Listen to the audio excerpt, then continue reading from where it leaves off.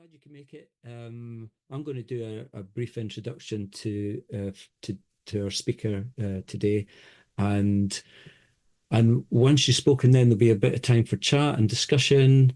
This is our normal format, and then about 8 o'clock, Owen will do a kind of final sum up and let you know what else is happening with Nomas projects. And so we should be finished about 8:10. So that's just to let you know our timing. Um, so yeah, I'm glad you could join us this evening. Normally we meet on a Sunday afternoon, so I wasn't sure how that change would be, but I've been kind of messaging people and letting them know about the change so they didn't get mixed up with that. Um, for people who don't know, my name is Cully. I'm an artist based in Dundee, and I'm one of the directors of a charity called Morphe Arts. And I'm also one of the people behind Nomas projects, along with Owen Daly. Hello, Owen, who's also an artist, and he works with a team on the Encyclopedia of Theology at the University of St Andrews. For those that don't know, Nomas is based in Dundee. It consists of 5 office windows that we use to display artworks.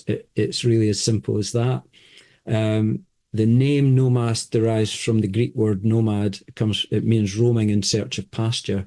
And every time I say this, it still feels like the right thing to say in terms of, for Owen and I, that idea of roaming in search of pasture resonated with our idea as human beings generally, and as artists who are constantly seeking inspiration. I don't know if as you get older it becomes even more appropriate, but I do like to say that because it always feels honest and true, and it always reminds us of where we're situated as well in terms of the value of what Nomas Projects is. But our aim's always been to offer an opportunity to investigate the role of art in society, to engage with ideas, to learn from the experiences of others, and to be part of a relevant conversation in the arts in Dundee and beyond. So I'm going to introduce you to Jem Mellor, who is the artist we've been working with. Jem is an interdisciplinary artist and an educator with a practice spanning sculpture, weaving, photography, film, and writing. She's based in Birmingham, and is a lecturer at Nexus Institute of Creative Arts. And she's also worked in collaboration with Icon Gallery, Wolverhampton School of Art, Tate Liverpool, Cadbury Trust, and Compassionate Communities UK. I actually knew Jem's husband, Johnny, for a few years before I met Jem.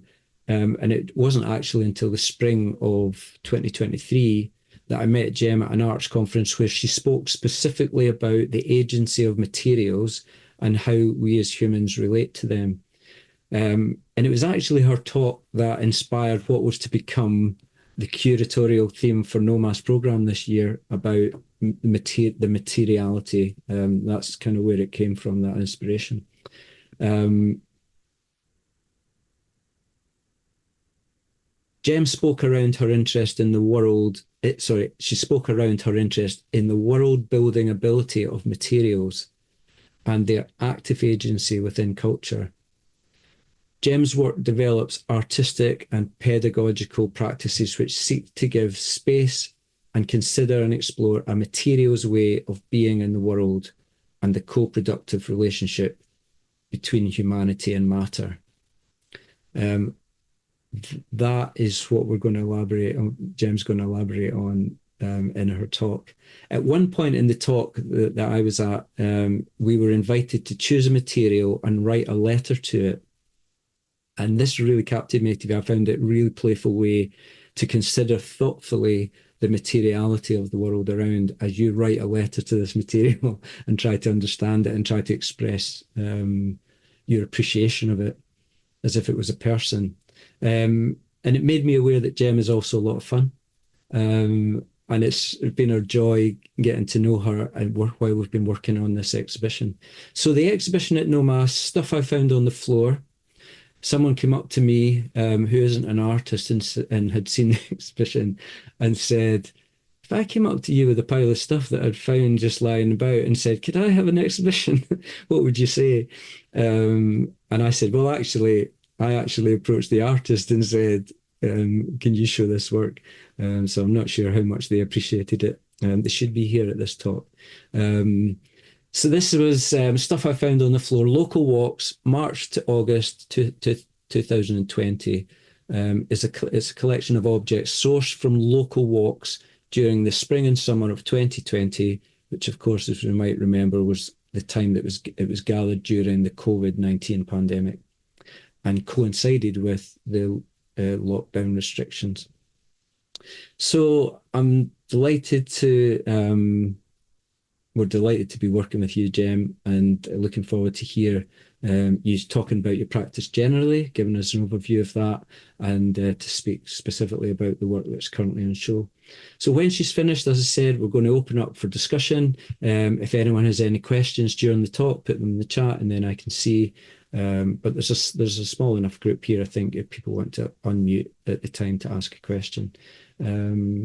So yeah, just before we go to put our mics on silent, so there's no unwanted background noise, you can maybe just join me in welcoming Jem.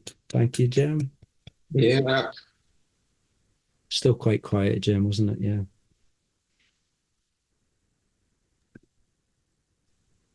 Thanks, Jem. Amazing. Thank you so much. It's lovely to see some faces, lots of new faces, some lovely friends. Thank you so much for coming and saying hello. That was a beautiful introduction. Thank you, Cully. It explained what I'm interested in far better than I think I could. So it's great. I wonder whether, maybe just to humour me, whether you would mind popping in the chat a material that you love. So it could be a material, if you're a visual artist, maybe that you work with all the time. If you're a writer, something that you're always fascinated about. It just could be that niggly material that you always, come back to, or that thing, maybe it's the item of clothing that you always buy. You like a purist, you like pure cottons to wear, or you love a good, I don't know, silk. What is for you like a material that really you just like it, you just really enjoy it? So sound, paper, lovely. Yeah, paper, there's some good paper lovers here. It's so tactile. Wood, yes, totally with you, lovely. Felt, ooh, nice. And feathers, feathers I've got a real love-hate relationship with, because they feel beautiful, but then they get up your nose, don't they? And they just make you sneeze all the time. Paint, yes, beautiful paint, which has a wonderful history of its own. Ink, words, excellent. Vinyl, nice. Textiles, excellent. Brilliant. Thank you very much. And hopefully we can come back and hear about your love of your materials as well. I'm going to share my screen now, and sometimes this goes terribly wrong, so just bear with me. Brilliant. Excellent. So yeah, it's been an absolute pleasure to work with Nomas, and yeah, to have to have a gallery approach you to show your collection of stuff you found on the floor. And really, I feel like I do need to say it's not really my collection. Like it made itself and I picked it up. But I think it's fascinating, and I think hopefully we can talk about some of the wonderful things that materials do, when we're working with them as artists, but also when we're not really paying attention to them. But before that, just thought it'd be nice to introduce myself a little bit. So yeah, I'm Gemma. I'm from Birmingham in the UK. Have been here for a good 16 plus years, 20 years, a long time now. So I consider myself a bit of a part-time brummie. And actually, I originally began my life as a photographer. That's where I started in the arts, and was photographer for quite a few years, before I found that my practice began to spread a little bit.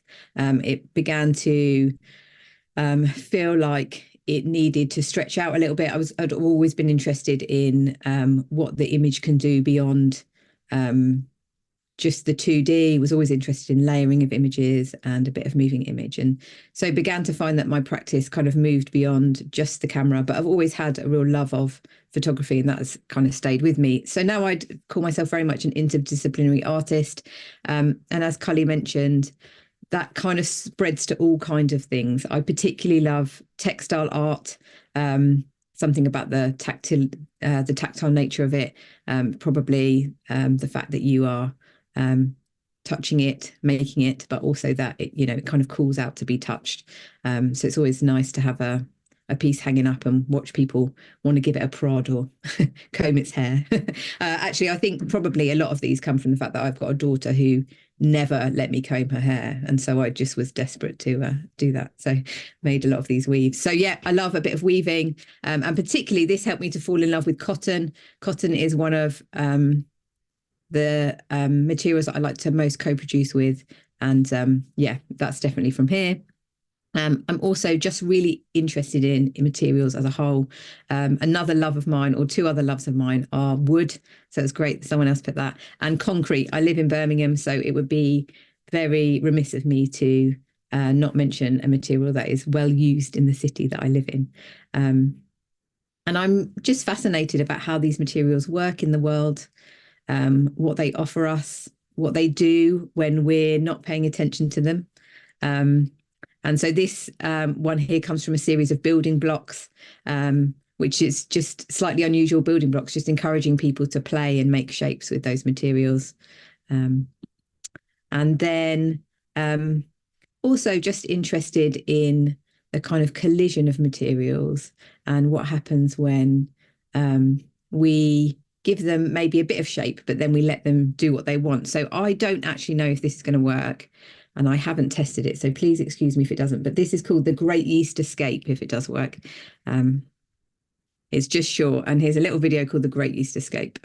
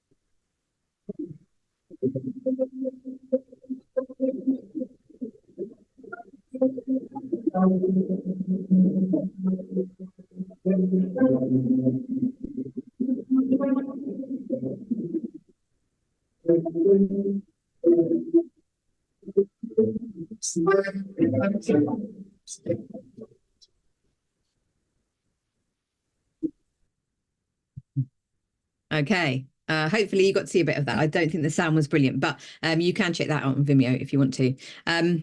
That was from a bioarts residency that I did, where we were looking specifically at biomaterials and what biomaterials do.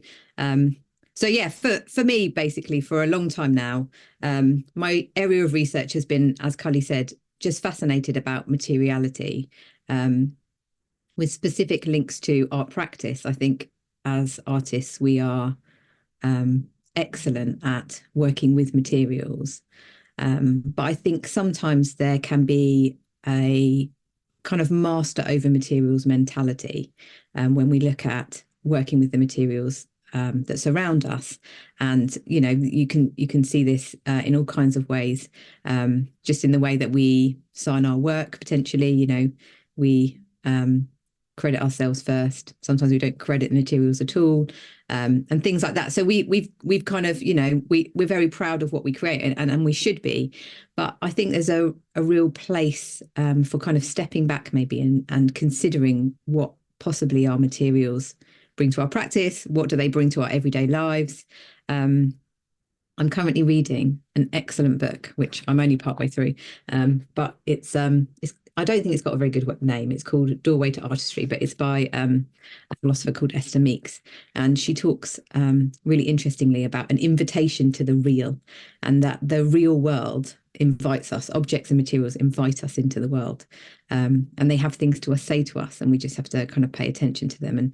And that's kind of my area of interest, is what happens when we step back from wanting to control materials. What happens when we just pay attention to what they're doing, or we give them a bit more space to move, or even we do our research when we use our materials. And so on the screen now you can see a diagram, and it's called Wheel for Material Study.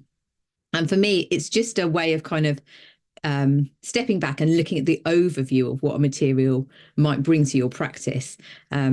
Looking at, really simple things like whether it's human made or natural. What is the contents of the material that you're using? If you love paint, what is the contents of that? What are the behaviors? Wood is fascinating. Like the history of wood, what it's provided, how it's built cultures, how it's impacted our, even our political systems have been massively impacted by wood. There's a brilliant story of the pine tree riots. So in the United States, and my history is absolutely appalling, but during, must have been somewhere around the Boston Tea Party, when the British government were still in control. The British monarchy at the time put a law in place that pine trees growing in the US over a certain size were the property of the king, and that you weren't allowed to cut them down, because the royal military at the time needed masts of a certain size. And if you could get one mast for a ship that was made of one piece of wood, it was much stronger than if you had to attach pieces of wood together. And so they basically made a law that pine trees growing over a certain size must belong to the king, and you weren't allowed to chop them down.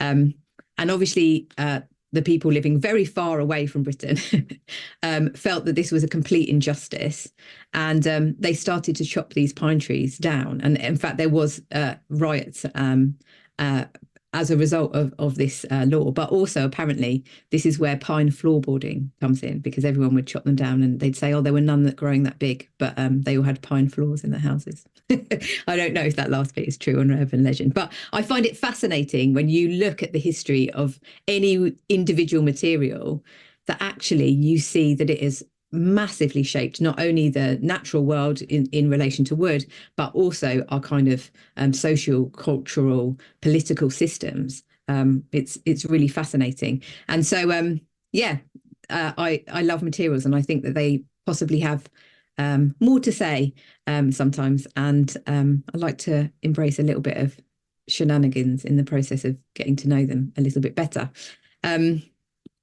So a couple of quotes, just that are a bit fun. But Philida Barlow, the now late Philida Barlow, wrote, "My work is about drawing attention to the way that the world around us frustrates and surprises us." And I think there is a sense of stepping back. Isabel Stengers writes that we have we have a responsibility to pay attention and to make ourselves pay attention. And it was during the beginning of COVID that I was starting to look into this research a bit further. And as a photographer, I've always got a little bit fascinated, I suppose, with certain things. Like, I don't know if you find this, like for a while you're really interested in windows, or for a while you're really interested in street signs, or a particular type of writing or a particular type of grammar. I don't know. But for me, I got really interested in pipes. I became really fascinated with the way that pipes connect things. I found this intriguing, that they connect one world to the other. And so just spent my time wandering around, taking photos of pipes. These are some of my favorites. I honestly didn't even set it up. I don't know where the shoes and the pipes come in, but they're together. One of my particular favorites is this nappy that appears to have come out of this pipe in the bottom of this building. I don't know if it has, but yeah, just became really interested in what the world kind of presents, and actually what materials do when impacted by the weather, the natural environment, when discarded by us, when mixed and muddled together with nature and other materials and objects. And I mean, this is work from quite a while ago, but then just became interested in bringing together materials and collisions together. So this is some early weaving work, really, but just became interested about what does the world weave together that is maybe not so obvious. So that probably brings us on really to the exhibition at Nomas. That's a bit of a background. This is a lovely quote from Jane Bennett. In materiality and material practices, there lies a wealth of entanglements and knowledge, new collaborations and possibilities, and through greater co-productive models, we can work more collaboratively and encourage more intelligent and sustainable engagement with vibrant matter and lively things. Jane Bennett's publication, Vibrant Matter, is really interesting. And if you're interested at all in materiality, it's well worth a read. So for me, just prior really to this collection being formed, I was really interested in what materials start to do as you step away slightly from trying to control them so much. And so I'd started off really simple, just doing some really simple experiments. Concrete, cotton and wood, as I said, are three materials that I work with quite a lot. And so this is just dropping 1 tablespoon of concrete 1 meter repeatedly, and just seeing what happens when you do that process repeatedly, knowing that there'll be slight movements in your hand, but also slight movements in the atmosphere around you, slight differences in the density of the concrete. It comes very much from some of the writings of Robert Morris talking about Jackson Pollock, where he talks about Pollock using the stick to drip the paint. And that actually he's stepping away from that desire to be the master of those materials, and he's allowing the material some form of autonomy itself to move as it chooses to. And so, yeah, I was just experimenting with what that might look like and what kind of different results you start to achieve. And interestingly, one of the experiments that I did was to start taking objects outside and just leave them outside to see what happened with another degree of distance from myself. And that led me to this kind of trying to start to look at actually what does the world throw up? And so, yeah, this began the collection. So I don't know what your experiences of COVID were. For me, it was an interesting time. I've got a relatively big family, so I felt privileged in some ways to have people around all the time. But I definitely missed everyday human interactions. And I'm sure many people said this at the time, but there was that feeling of people suddenly got to know the area that they lived in. There was your hour of day that you were allowed out. And we have 3 children. So in our family, it was very important that we spent every second of that outside of the house to burn off much energy. And so we would go on these long walks or cycles or runs every day. And I just found myself being really fascinated by things that I had never noticed before. I had just never taken the time to stop and pay attention to. And I know lots of people said that they kind of discovered places nearby where they lived that they'd never seen before. But for me, I started to notice patterns in the detritus really that was found around where I lived. So all of the objects in the exhibition and the collection as a whole, the collection is about 80 objects in all. They're all found within a 3-mile radius of my house. And I don't have an image of it actually, but I tracked each route that I took on a regular basis. So you can see the routes that I took from my house. And I just began to collect objects that just stood out to me slightly. I made a few rules for myself. I didn't remove anything from a growing or living bush. If the object was too large, I would just take a section of it. So I didn't take all of the objects. I did photograph some of the bigger objects, but I just started to build up a collection of just things that I found interesting, and then started to look at what their stories were and what stories were in place behind them. And so I'll hopefully show you a few more close-up images as we go. But these are just a few examples from the actual exhibition.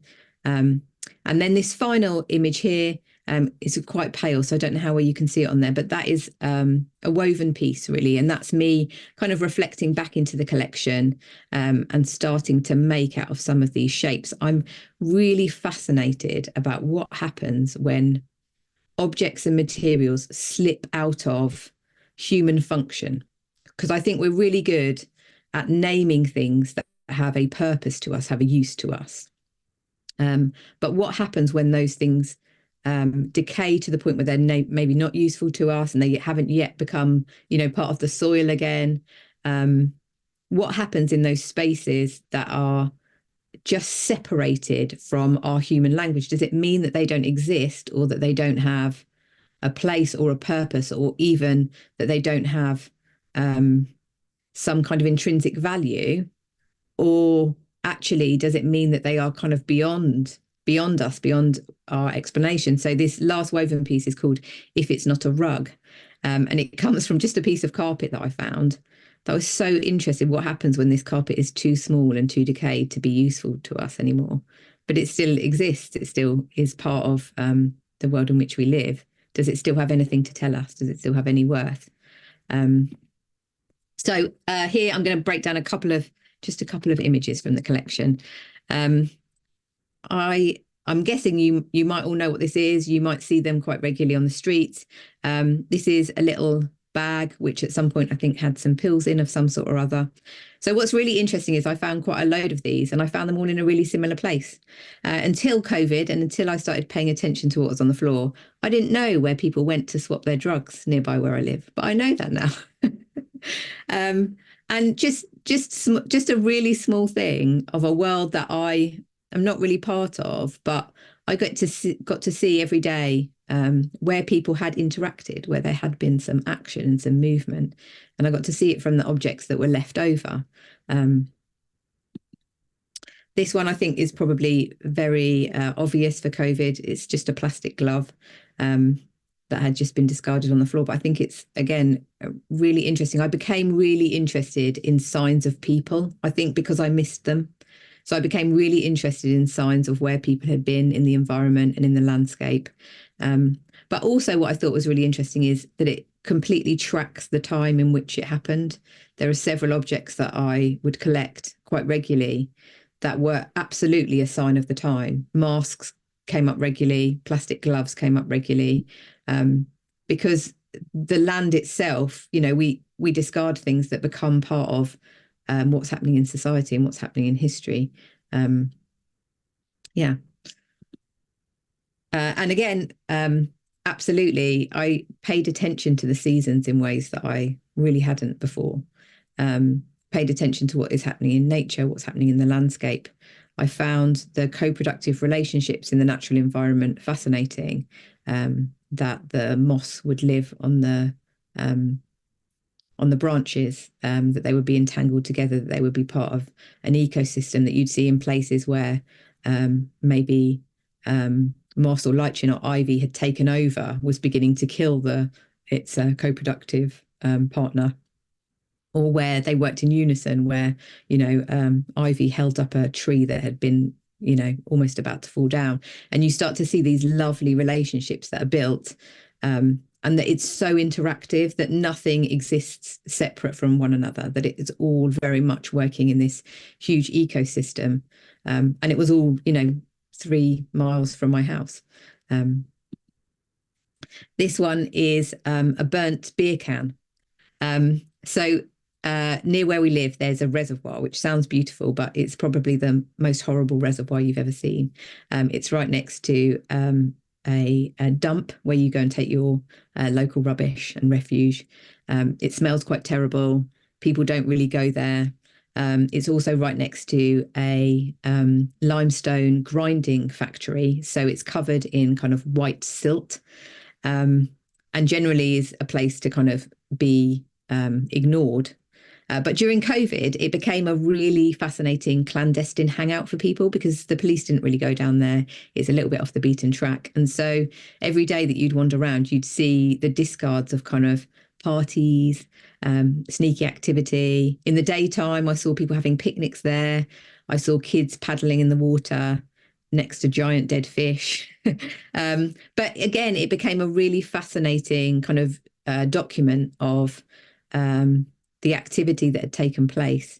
I think it's George Shaw, the painter, that's right, who paints these beautiful empty images of urban centres. And he's really fascinated by the little green scrub lands that you get. He comes from near Birmingham, just outside, and he's really fascinated by the small little bits of kind of scrap land that you get where the trees have all grown up and people go there to drink their beer, and he sees them as sites of kind of like momentous occasions, particularly in adolescence, where it's maybe the place that you had your first beer or your first kiss, or and he says that these are really interesting places of secrecy, but also like precious moments. And that's what it felt like collecting these cans and these images of these cans, these kind of like really precious moments to people, probably, where they actually got to be together. And then this kind of trying to hide the evidence, I found really interesting. I also became very fascinated with objects that would cling together, that would start to form relationships together just because of the nature of the material. So hair and fluff starts to get entangled with plant matter. It becomes almost like a catalogue of what's happening in the area, not just one object, but several objects come together. So our front drive actually is a bit of a kind of like wind trap, I suppose. If the wind is flowing down our street, we'll often get everybody's rubbish, which is always nice. It's perfect because I like it. But also we'll get kind of collections of entanglements of, I don't know, people's hair that's fallen out, dog fluff. And if we leave it for long enough, they generally kind of pool in these clumps. And I just find them really interesting. I find it really interesting, objects and materials that start to collect together on their own without us. And Isabel Stengers talks about that matter is lively, that there's something about it. Even inanimate objects, they are subject to the rules of the wind and the air and the way that they move. They have ways of moving that they might not have control over, but that means that they move in certain ways and that they're drawn to other objects and materials in certain ways, and they collect and they pool in certain ways. And the painter might know this as they paint with their pigments. They might know that they collect and they pool in certain ways. But what happens when we really start to, to welcome that and to play with that and to embrace that and to start to co-produce with the objects that are around us, whereby we're happy to step back a little bit and to be aware that there is intrinsic action that is part of every material and object. And so, yeah, I find those fascinating. This one has a great story behind it. It's just a small amount of synthetic hair.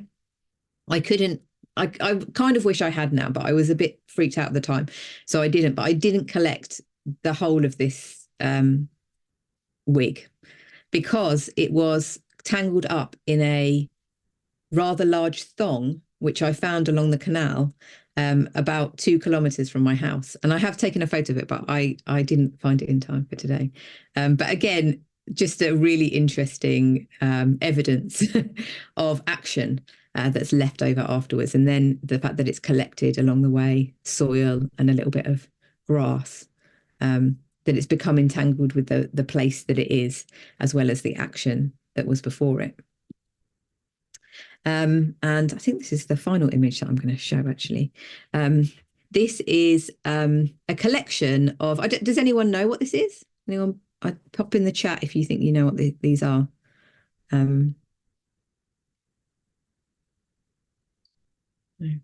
No one. All right. These are, it took me a while. It took me a long time to work out what they are, but I found loads of them during my collection. And actually, I still collect them. I find them quite regularly where we live. They are the suspension rings on a car. So your car suspension is a huge, large coil. And these are just broken sections of your car suspension. And actually, I collected them for a long time before I even knew what they were. I'd Google glassed them, and they never came up. And then in a talk one day, someone said, "I know what they are," and he was a mechanic, and yeah, it was great. But what I find really interesting is these appear, at least where I live, at a particular time of year. So they appear as basically as spring is coming, and it seems to me that as winter happens and maybe freezes your car a little bit, if your suspension is about to go, then it's going to be pushed into action from the fact that it's frozen a few times and then it's thawed. And if if they're a bit rusty or they were a bit on the edge, it's going to start to happen as spring thaws things and as the weather changes and heats up. And so I generally tend to find these either right at the end of winter or the beginning of spring. And there'll often be just little bits of them along the side of the road. And if you're lucky, if you're lucky, that sounds funny, but I do think it's luck. If you're lucky, you'll find that they're broken. You get a couple of them because they kind of shatter in pieces. And so if you walk down the road, you might find 3 or 4 from the same piece. And what's so nice now is that my kids now collect them for me. If they find them, they collect them. So yeah, just really interesting. Paying attention to the landscape has taught me so much more about where I live, about what happens, what people do, but also seasonally, what trees are growing, when do they fall, when do they shed, what type of moss and lichen grow near me, what thrives near me. And I feel in part it's been a real privilege just to have a bit of a chance to pay attention to the materials that are around me. And so that's how this collection formed. I'm very grateful, Cully, that you thought it was interesting enough to show. And yeah, and I encourage everyone just to pick up some random stuff. All right, I'm done. Thank you. Hey, Jem. Thanks, Jem. I think the way you talked about obviously materials was what fascinated me in this idea of collecting. I think originally you'd said, when you would hoover and you collected, what was gathered within the hoover, and everyone's probably done that, and kind of go, oh, yuck, and then throw it away. But the fact that you'd kept it, and that's what I'd originally imagined in the windows, like hair with, Hoover leftovers. But I didn't realize at the time that Jem had this collection of objects, anyway, that she'd been gathering since COVID. You must have a big storage unit, have you? You know what? They're all, you can't see them, but they're all on top of this cupboard here. Yeah. That your children just keep bringing in old car springs as well. And you're like, no more. But I was just seriously though, I was going to ask if you are still collecting, or was that a specific project?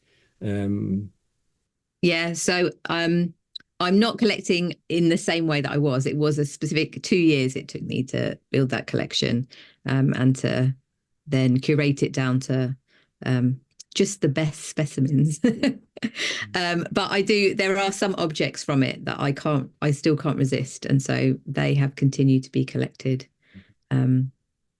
yeah, as well as Hoover collections. Yeah. It was interesting, obviously, because you gave me then the permission to select. So there's a lot more that you sent that, because we did it in the grid form, I think it was 16 per window plus the two separate windows. Then I then had to try and curate or make sense of the collection in a different, and of course we spoke about that, how it could have been arranged in so many different ways and with so many different stories as well.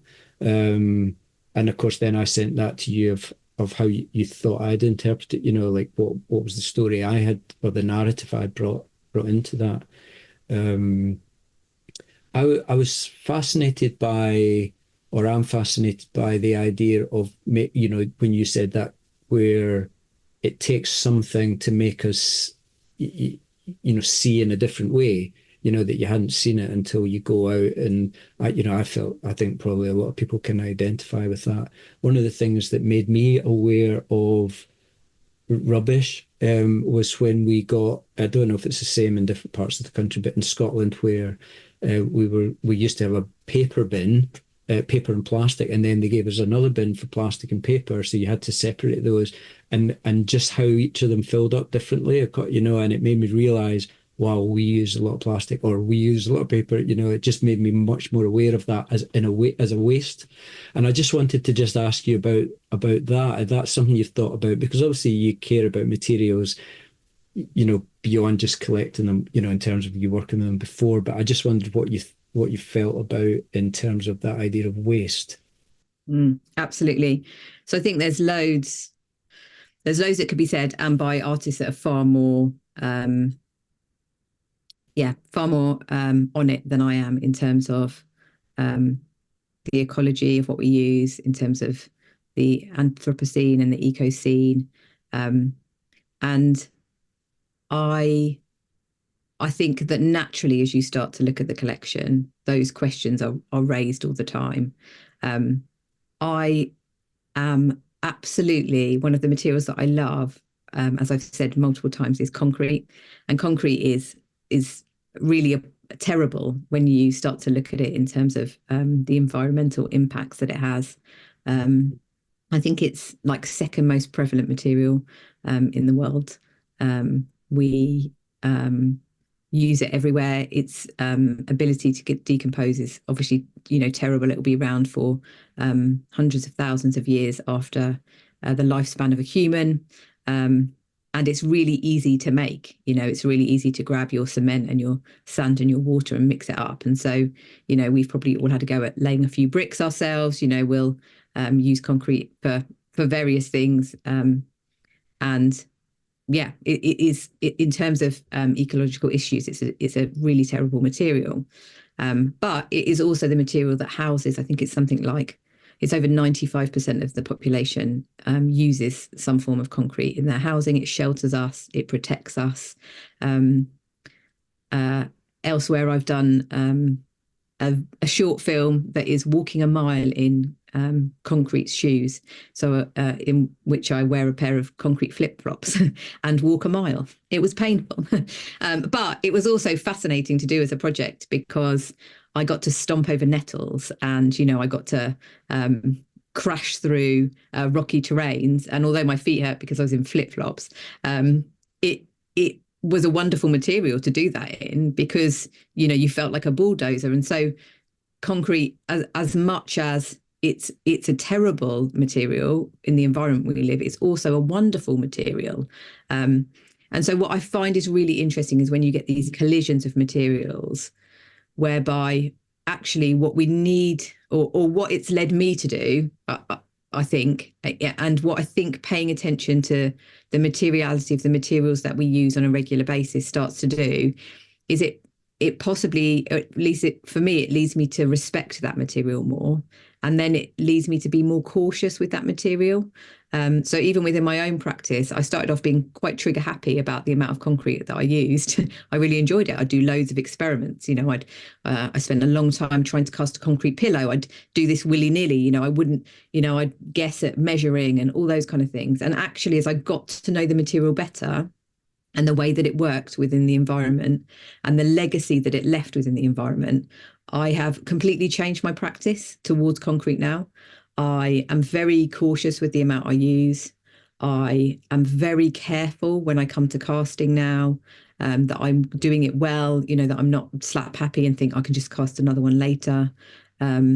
It's made me pay attention to that material in greater detail, and hopefully just give it a bit more of a respect that I think possibly it's due, because I genuinely think concrete is fascinating and wonderful, and it's been brilliant in world building, but I think we need to be careful with it. So yeah, I don't know if that really answers your question, but I think as It's a we really get to good know example. material, Yeah, it's a yeah, really good example. I'll move on to other people's questions in terms of waste, but yeah. So the question, thanks, Jim, from Dan: do our thoughts about a thing change if we can name it, or another? Do these objects rely on a particular place, and do they change at all when they're not in that place? These are big questions, Jim. A third bonus: what role, if any, does aesthetics play in your practice? Hmm. absolutely right. I feel like there was three questions there. That's a uh, bit easy, wasn't it? Yeah. yeah. Well, Dan, I mean, I would like to know your thoughts actually on that. I've met you before, Dan, so I know that you have some wonderful thoughts on that. But yeah, I wonder if when we name a thing, we possibly do change it or potentially limit it. Um, is there a place whereby that once we've kind of named it and even classified it? So the idea of the collection or the archive is interesting, because once I've found it and collected it and popped it into my archive, am I claiming it as something that I'm adding to its dialogue, but am I claiming it and refining it within my special collection? And so I'm naming it and possibly limiting it, or possibly seeing it. I suppose they're the two arguments, aren't they? You've either seen it and so you've honored it, or you've named it and so you've potentially made it lesser. And I imagine as an artist, we're doing that to things all the time. Um, we're honoring them and seeing them, but in doing so, are we potentially limiting them in places? I don't know. What do you think? That's fair. If I asked you three questions, you could turn it back on me. I think you answered really well, actually. I probably wouldn't add much to it. So thank you. Keep going. So I just wondered if you want to take the next question, Jim, in Dan's, in terms of the place, and Yeah. the role of aesthetics. Do you know what? That's a great question, Dan, and it's one that I probably am still working through. Um, so for me personally, I have a really great need to make and create, and I think it helps me to understand. So I think that's why I like to do it. I like to um, understand something, and so often I will try to replicate that, or try to work with a certain material for a while, to discover it a bit more. And but I'm also well aware that I would like to let the materials sing, and I'd like them to be able to kind of take a bit more of a forefront. So I started. It sounds really cheesy, but I can't work out how else to do it. I started placing the materials name before mine in the like write-ups of anything that I create. And it's really just because I can't find a different way to honor the material, but also as an artist, that kind of need to be like, hey, look what I made, this wonderful thing that, has come from this wonderful world of materials and objects that I like to kind of transform. So for me, I'm definitely on a journey with that. I don't think that I've come to any firm conclusions. I think aesthetics for me do play a part. I think that's maybe part of something that the artist can offer. But also I think there's a space for paying attention and looking at the way that objects naturally collect together, and then maybe replicating some of that in our own work. Yeah, I don't know if that really answers it, but that's what I'm going to end there. Thanks, Jem. I'm just going to go on to Matthew's. So there's two other questions. I'll come back to Heather's, but just Matthew's, I think, continues on this same kind of line of thinking. And he says, are you tempted to alter the things you pick up, or do you feel that they need to stay in a pure form as you found them? Absolutely, totally. In fact, on occasion, I've altered things and left them in the collection for a while and then felt a bit guilty and taken them out. So yeah, absolutely. I think, and maybe it comes back to the aesthetics, like I want it maybe to look a certain way. It comes back to, the artist is slightly the curator. You want to kind of move things around. I don't even necessarily think that that's a bad thing to do. Yeah, I think it just depends where you are. That's part of co-production, isn't it? We will definitely alter objects and change them. But are we doing that in tandem with the object, or, are we trying to shoehorn a material or object into only the form that we want it to take? The idea of name it, we worked with an artist called Miriam Mallow, who did a PhD actually at the same time as Dan, and for her undergrad and into her PhD, she was working with museums and objects that now no one could remember why they were labelled or how they were labelled. And that idea of how a museum and certain authorities would tell a story in a certain way as well. That's fascinating. I think you might be interested in. Yeah, that sounds brilliant. Miriam Mallow, her name was. I'll maybe put it in the chat. But just coming to Heather's question was about nests. And she said, have you thought about nests?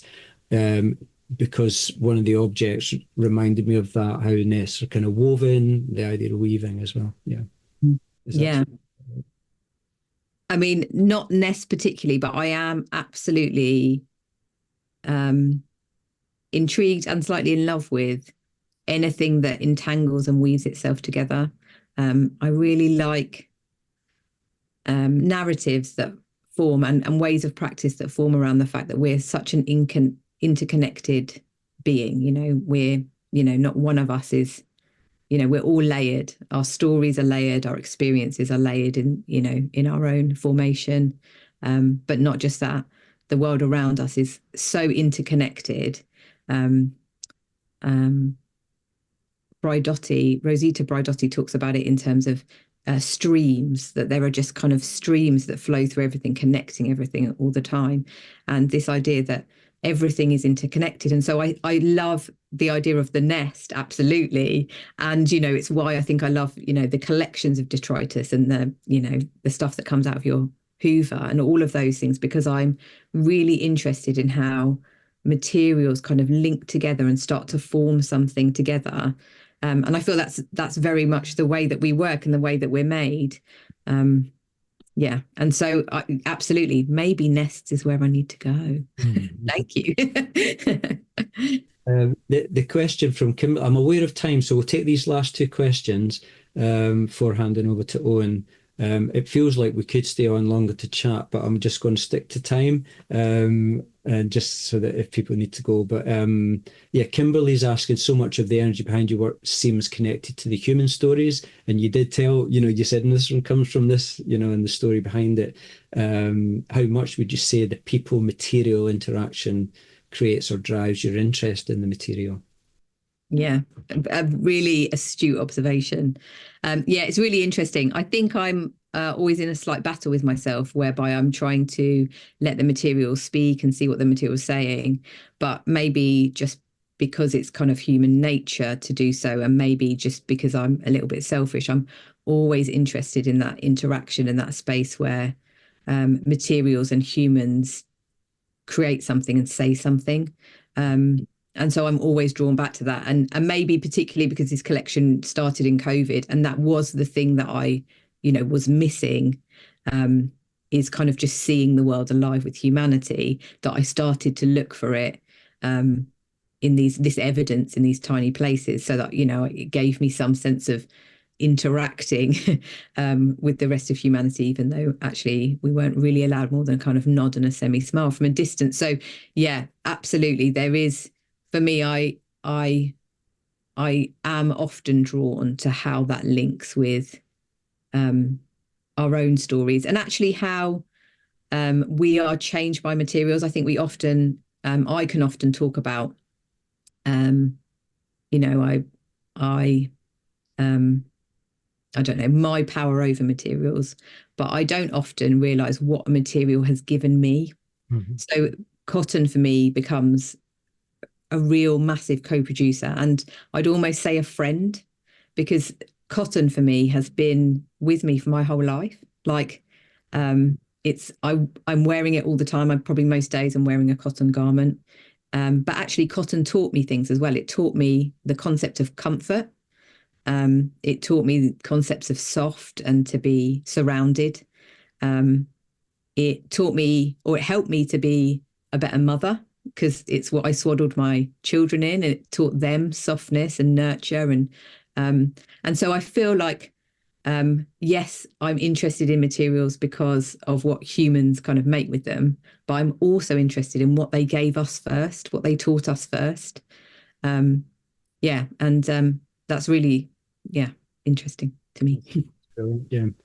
Just on the human element for the last question, and you kind of alluded to that in terms of with your children. So this is from Joanna.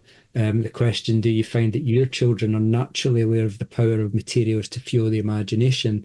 You know, like as in you've learned this and learned to discover it for yourself, and does that naturally then pass on? It certainly did to me when I heard your talk. You know, in the spring of 2023, you know, it made me just much more aware of it, to the point now that I almost can't not see it. So yeah, so that question just about your children, and do you feel that? So I don't know if you can see this, but one of my children is now on the screen doing his Rubik's Cube, as if evidencing that it has made no difference to him and he's not paying attention to his mum. But it definitely makes them pay attention to what's happening in the landscape. So as I said, they'll often bring me back, particularly suspension rings, but often they'll be, oh, did you see that, mum? You'd like that. You know how, you know, you'd like that, mum, or you'd be interested in this, mum. And you know, that I really appreciate that. I feel like I had, my research led me to having a bit of a different view of the world, and it's been really nice to be able to share that with my children and my family, of like, oh, it's every day's a treasure hunt. How nice is that? You know, like every walk is a bit of a treasure hunt. Every, you know, family outing is a bit more interesting. I've got an older son who, I'm going to be totally honest, is 16 and is not a fan of treasure hunting with mum, and will regularly say, stop picking up dirt off the floor, or what if my friends see? So it's not all great, but yeah, it definitely, I think, has, I hope at least, given us all a little bit more of a, like, the whole world is exciting, and materials want to tell us something. And yeah, it's fun. Well, Jem, thank you very much. I would like to keep the conversation going, but just because of time, we're just going to finish there. So thank you, Jem. Really appreciate that. Thank you. And yeah, thank you, everyone. Really, really appreciate your time and not Well, thinking too ridiculous. I'll hand over to Owen, who will just let us know what's coming up next, just before we finish, and then we'll come back to thank Jem again. So Jen, yeah, I just want to thank you so much for tonight.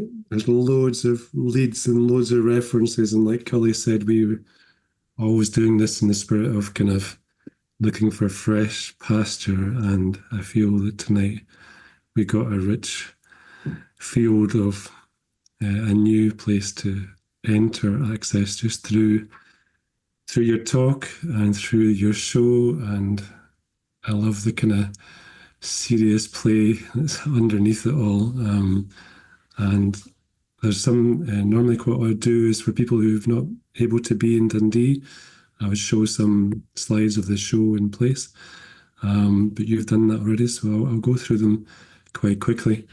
But I think what was really struck me was the sort of vitrine, so it's really interesting for me to hear your kind of intent in the work in terms of the materials itself, because seeing it as a collection, and it's just opposite what used to be the Natural History Museum in Dundee, which is just on the opposite corner next to the Howth graveyard, the historic graveyard. So right in the centre of Dundee. And of course, when we look at your work, it feels like a kind of museological piece, the way it's been curated and presented. And of course, the blue tape and the plastic bags give the specimen feel. And also, it doesn't look that slick with those materials. It's not like the butterflies or the pins. And so it jars straight away in a really good way just the way the objects are being collected. And of course, the one on the left just made me feel like a dead spider, of course, and other insect studies in the piece, And then looking at it more widely, I was thinking of Mark Dion's work, and he's a naturalist and artist, but of course he's really interested in that kind of adopted authority that museums and early naturalists took for themselves.